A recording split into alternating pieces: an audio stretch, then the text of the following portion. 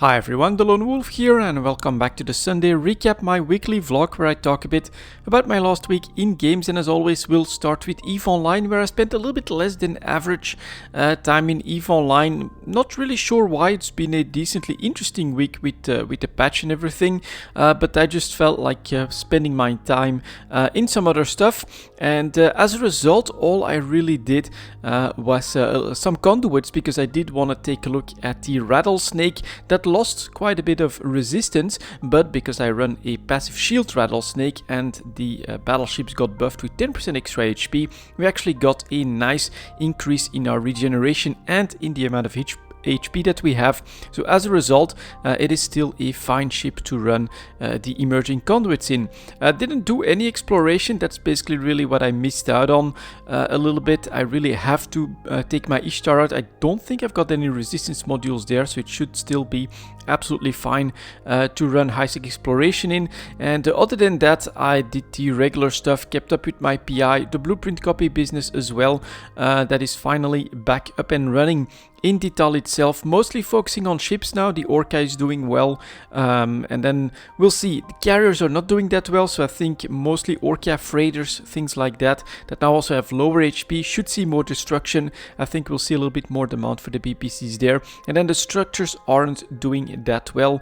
I do think that the moon mining changes have basically caused a bit of a problem when it comes to demand for BPCs, for instance, for the refineries and things like that. Still, I'm keeping up with all of that, trying to make some decently passive ISK that way.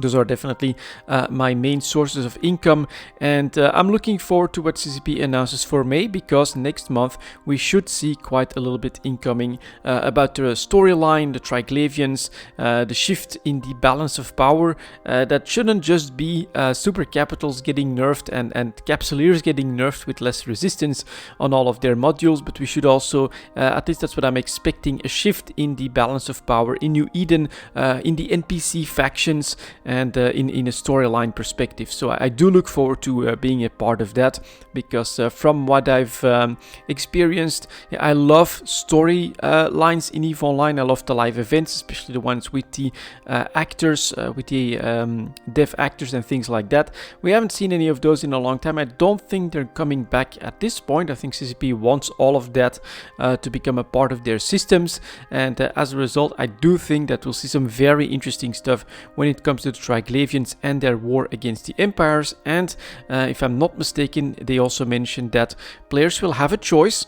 Who do you support, who do you try to stop, and that will have an impact potentially on the outcome of the next phase of the story with the Triglavians in EVE Online. So I can't wait for that. Super excited to hear about what CCP has planned there. And yeah, we're just keeping up with a little bit of daily EVE Online, but right now I'm doing a little bit less. There's also a forward operating base for the Blood Raiders in Detail, which when that is the case, I don't mind in the system, because you will eventually even lose an Orca to those Blood Raider patrols. It does become overwhelming decently quickly. That's when I switch to other stuff, exploration, or in this case, of course, some conduit running. Next up we have a little bit of Hearthstone, really not a lot, just exploring the new stuff that has already come out, but I didn't come back for like the previous expansion. There's like a free story chapter that you can do there, nothing too big or too replayable. Definitely not like the Witchwood and things like that, where you had this, what was it, 8 or 8 bosses or something like that you had to try to conquer, and you slowly build up like a completely overpowered deck in some cases with very interesting unique powers. This was more of yeah, just a couple of regular 30 HP versus 30 HP fights with different types of powers and cards and things like that. So not really that replayable, but was interesting to go through. And then we have a new expansion apparently that came out with a new class, the Demon Hunter. So I did that prologue, and that unlocked the Demon Hunter class.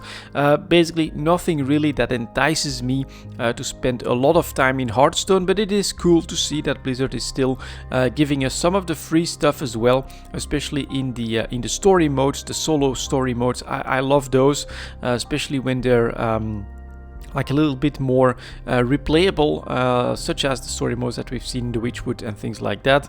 And there is still one that needs to be unlocked at this point, so I'll keep an eye on that. If it is one that is nicely replayable, I may make some extra videos on that as well. But for now, it's really looking like just, you know, one evening of a little bit of Hearthstone, just to see what Blizzard has been doing with it, but no real interest on my front to get back into some serious Hearthstone playing at this point. And that left me with some extra time for Path of Exile. I tried a couple of extra characters because the biggest problem that I was experiencing now, I was really planning to do my best for this league, and I had a lot of fun with both the Necromancer Witch and the Templar with Archmage support, and then the Stormbrand character. Very, very powerful stuff, but the problem with this league was the constant crashing that I was personally experiencing there didn't really allow me to keep enjoying the game at the pace that I wanted to, so took a break from that, did some other stuff, but now this week I decided to come back a little bit and tried a couple of characters.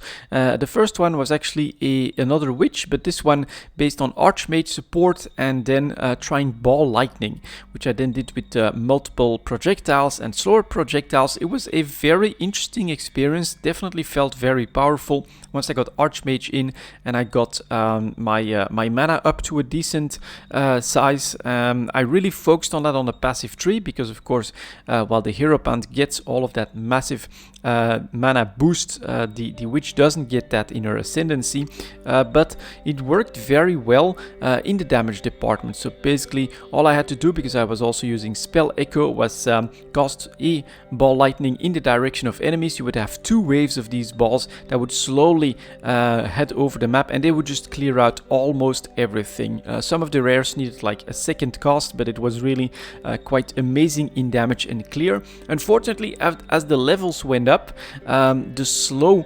projectiles were very handy against bosses, but also really started to limit the range of my Ball Lightnings, and I was constantly getting ahead of them, which started to become a little bit of a problem. And as always, when I make builds in Path of Exile, my survivability just wasn't there. So I ran into some problems as I got into like the level 60-ish range there, just noticing that I wasn't being very efficient, but I needed those slower Ball Lightnings in order to do bosses efficiently, and so it really felt like it was a character that was not balanced enough to really take it to end game and try to see what we can do in maps and things like that, for instance.